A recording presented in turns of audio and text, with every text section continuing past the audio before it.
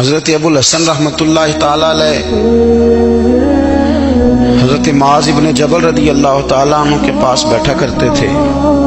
فرماتے ہیں ان سے جو پیار بڑھا تو پھر میرا مصلی سے بھی بڑھ گیا. تابعی ہیں. فرماتے ہیں صحابی رسول سے محبت ہوئی تو ذکر سے بھی ہو گئی, پھر درود شریف سے بھی ہو گئی. محبت ان سے بڑھی تو پھر اللہ نے مسجد کا پیار بھی بڑھا دیا.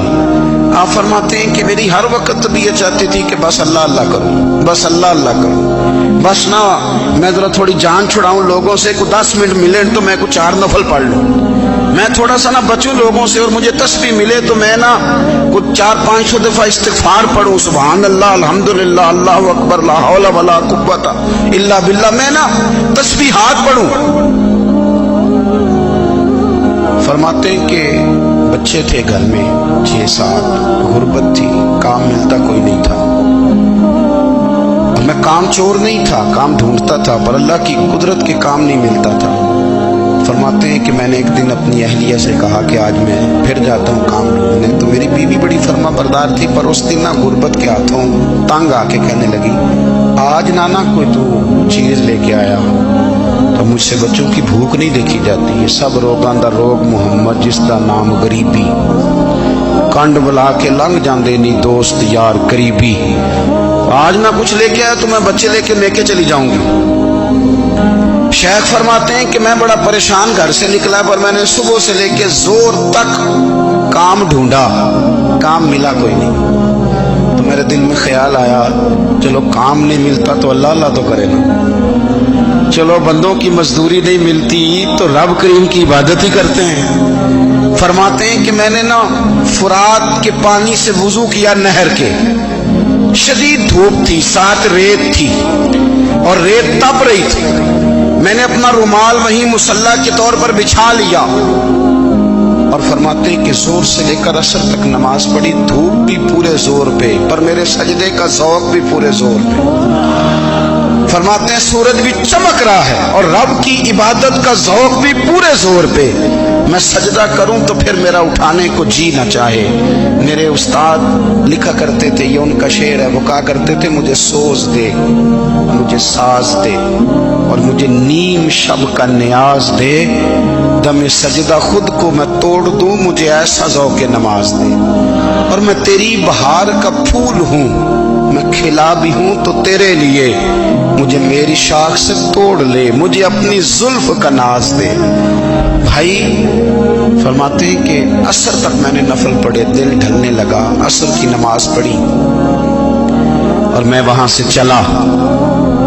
اب میں جب نکلنے لگا تو دل میں خیال آیا کہ چھوٹی چھوٹی دیواریں ہیں گھر کی, بغیر کچھ لیے جاؤں گا تو بیوی دور سے دیکھے گی تو شور کرے گی کہ پھر خالی ہاتھ آ گیا ہے.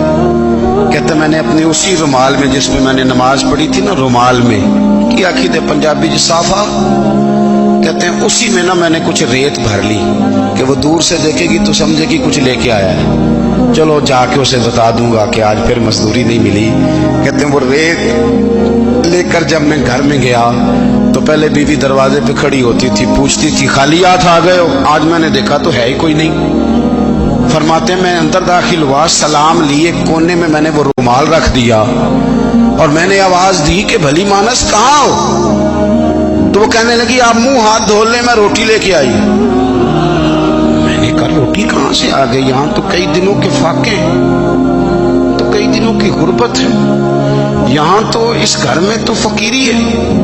فرماتے ہیں کہ وہ روٹی لے کے آئی, اور اس وقت کی جو موجودہ نعمتیں تھیں, سمجھنے سلاد, اچار, ہر چیز ساتھ لائی.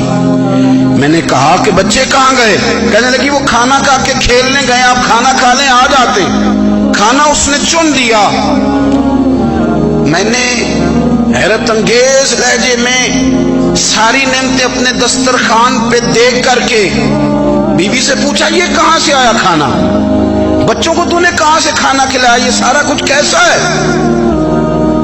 کہنے لگی پتہ نہیں آج آپ کس کریم کی مزدوری کرنے چلے گئے تھے, پتہ نہیں کس کریم کی. میرے گھر میں تو اتنی نعمتیں آئی ہیں کہ مجھ سے سنبھالی نہیں جا رہی. اتنا اناج ہے, اتنا گندم ہے, کس کریم کے دروازے آج چلے گئے تھے؟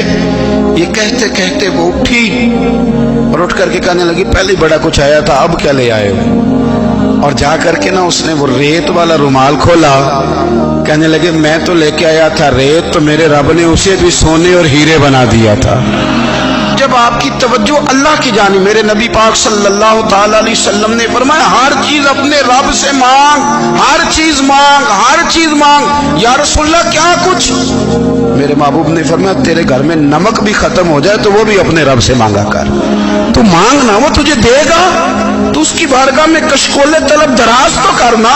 اور ترمذی شریف میں عجیب لفظ ہیں، رسول کائنات نے فرمایا، رب کریم فرماتے ہیں جب میرا بندہ ہاتھ اٹھاتا ہے نا تو مجھے حیا آتی ہے کہ میں خالی کیسے لوٹا دوں اس کے. اتنے بڑے بادشاہ کی بارگاہ میں. او بھائی، لوگوں سے عزتیں تلاش کرتے ہو تو وہ کیا تمہیں عزت دیں گے؟ وہ تو کل اچھا کہتے ہیں، پرسوں برا کہنے لگ جاتے ہیں.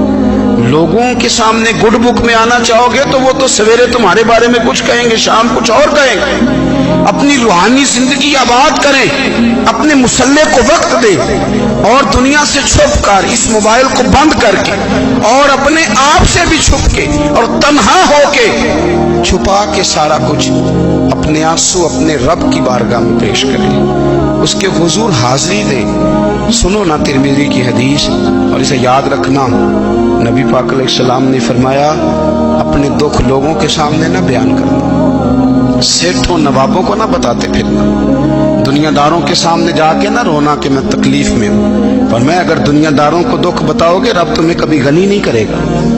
اور لوگ ہیں کہ الٹا مذاق اڑائیں گے. آپ کی جس سے بڑی پکی یاری ہے نا، پکی، وہ تب تک پکی ہے جب تک آپ نے 50,000 مانگا نہیں. اور جس وقت آپ نے کہہ دیا کہ میں مجبور ہوں میری مدد کر تو پھر ختم ہو گئی دوستی. لوگوں کے تعلقات آپ کے ساتھ تب تک ہیں جب تک آپ ان سے کوئی ضرورت وابستہ نہیں کرتے.